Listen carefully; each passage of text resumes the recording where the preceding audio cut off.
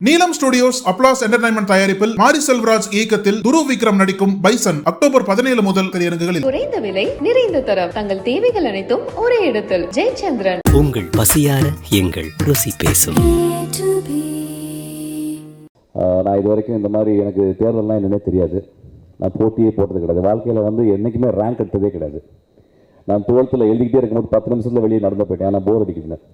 ஏன்னா எழுதும்போது யாரோ ஒருத்தர் மார்க் போகிறாங்க, யாரோ ஒருத்தர் எங்கள் அப்பா சொல்கிறாரு, நீ ஒரு பெரிய ஆளாயிருவேன், நீ 12th எழுதுனா. நான் ஆகவே மாட்டேன். ஆக்சுவலாக நான் 12th ஃபெயில் ஆனது தான் நான் டேரக்டர் ஆனேன்.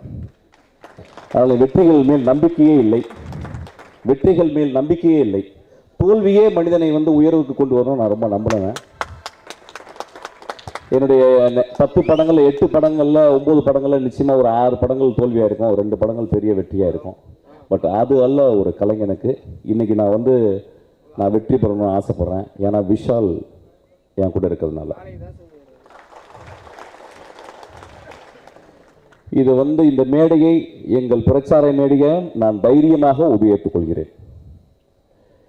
இந்த மேடை ஒரு ப்ரொடியூசர், எனக்கு தெரியும் எங்கள் ப்ரொடியூசர் எவ்வளோ கஷ்டப்பட்டு படம் பண்ணி வந்திருப்பாங்கன்னு எங்களுக்கு தெரியும். ஆக்சுவலாக இந்த படத்தை கொண்டு போய் சேர்க்கறதுக்கு எவ்வளோ கஷ்டப்படுவாங்கன்னு எங்களுக்கு தெரியும். நானும் 2 படங்களை எடுத்த ஒரு தயாரிப்பாளர்.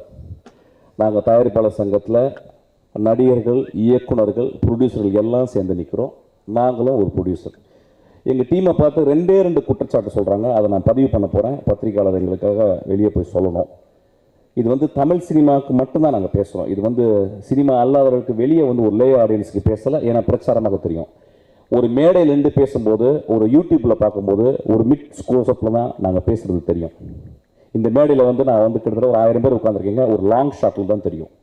ஒரு மிட் க்ளோஸில் பேசும்போது அது ஒரு பிரச்சாரம் மாதிரி தெரியும். நிறைய பேர் சினிமாக்காரர்கள் பேசுகிற ஒரு யூடியூப் வச்சு அந்த மிட் க்ளோஸை பார்த்துட்டு ஏதோ பிரச்சாரம் பண்ணுறேன்னு சொல்லிட்டு கீழே கட்ட வார்த்தையாக பேசுறது, திட்டுறது, அதை மோசமாக பேசுறது, அது அவங்க பார்க்குற பார்வை அவங்களுக்கு அப்படி தெரியும். ஒரு யூடியூப்பில் நீங்கள் டக்குன்னு ஒரு எடுத்து பார்த்தீங்கன்னா எந்த ஒரு நடிகர் பேசுகிறதும் ஒரு மிட் க்ளோஸப்பில் ஒரு பிரச்சாரம் மாதிரி தெரியும். இது பிரச்சாரம் இல்லை, இது சினிமாக்குள்ளே மட்டுமே பேசுகிற பிரச்சாரம். இது யாராவது யூடியூப்பில் பார்த்தீங்கன்னா தயவுசெய்து அதை காதில் வாங்கிட்டு போயிட்டே இருக்கு. இந்த படம் பெரிய வெற்றி அடையணும். இந்த படம் பெரிய வெற்றி அடையும். ஏன்னா அந்த பார்க்கல அந்த சம்சியோஸ் விஷுவலில் பார்க்கல இது ஒரு தடவை நீங்கள் தேட்டரில் பார்க்கணும். இந்த ட்ரிப்பை you have to enjoy. You have to come to the theatre. You have to enjoy. You cannot watch in DVD or you cannot watch in any other medium. இதெல்லாம் சொல்லிட்டு நான் எதை சொல்ல போகிறேன்னா, இந்த மேடை ரொம்ப முக்கியமான மேடை. இந்த மேடைக்கு நாங்கள் ஏப்ரல் 3ஆம் தேதி நான் விஷால் எல்லாருமே நாங்கள் இங்கே வருவோம். கை தட்டுங்க. நாங்கள் தான் வின் பண்ண போகிறோம். இந்த மேடையில் என்ன சொல்ல வந்தேன்னா, ரீசெண்டாக தனி மனித விமர்சனம் பற்றி பேசும்போது நிறையா பேசினாங்க. எங்கள் அணியில் தனி மனித விமர்சனம் நாங்கள் பேசலை. ஆனால் ரொம்ப கொடுமையான இது நேற்று என்னுடைய தம்பி, நான் ஒரு படம் ஒர்க் பண்ணுறதுக்காக நான் விஷாலை பற்றி பேசலை. நான் இது வரைக்கும் எந்த ஒரு பெரிய நடிகனோட நான் ஒர்க் பண்ணதே கிடையாது. 8 வருட காலங்களாக நான் விஷால்கிட்ட ஒர்க் பண்ண சொல்லி கடைசியில் ஆனால் நீங்கள் என் கூட ஒர்க் பண்ணணும்னா சொல்லி நாங்கள் 2 பேரும் முடிவு பண்ணி ஒர்க் பண்ணோம். இந்த 6 மாத காலம் இந்த மனிதனோடு, என்னுடைய தம்பியோடு, அந்த 6 மாத காலம் அவனோடு அப்படி பக்கத்திலே இருந்து பார்த்தேன். அவன் நல்லது மட்டுமே செய்யணும்னு நினைக்கிறான். இந்த தமிழ் சினிமாவுக்கு நல்லது மட்டுமே செய்யணும்னு நினைக்கிறான். 24 மணி நேரம் ஃபோனில் யாராவது ஒருத்தவங்க ஏதாவது ஒன்று கேட்டுகிட்டே இருப்பாங்க, அதை கொடுத்துக்கிட்டே இருக்கான். Actually sincere human being. Actually அதனால தான் நான் கூட இருக்கேன். வேறு ஆளுமே உரிமை இல்லை. இந்த தேர்தலில் நான் வின் பண்ணிவிட்டு நான் ஆக்சுவலாக விஷால்கிட்ட கேட்க போகிறேன். நான் வெளியே போயிடுறேன். சும்மா உட்காந்து கூட ஒர்க் பண்ணிட்டு கூட நான் போயிடுறேன். எனக்கு தேவையே கிடையாது.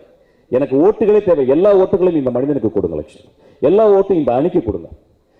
நேற்று ரொம்ப கேட்கும்போது ஒரு வார்த்தை கேட்டேன், உடம்பு முழுதும் விஷத்தை வைத்து கொண்டு இருக்கிறான் விஷால். ஏன்னா வீணு போட்டால் உடனே பக்கத்தில் நம்ம எப்பயுமே எதுக்கு போன பேசுவோமே, ஆனால் விஷம் வைத்திருக்கிறான்னு இந்த மனிதனை பற்றி சொல்கிறாங்க, இந்த குழந்தையை பற்றி சொல்கிறாங்க. ஒருவேளை விஷம் இருக்கலாம், கழுத்தில் கொஞ்சோண்டு விஷம் இருக்கலாம், ஒரு சிவன் போல ஒரு கொஞ்சோண்டு விஷம் இருக்கலாம். ஆக்சுவலாக என்றைக்குமே நல்லது மட்டுமே செய்கிறாங்க, கெட்டது செஞ்சதே கிடையாது.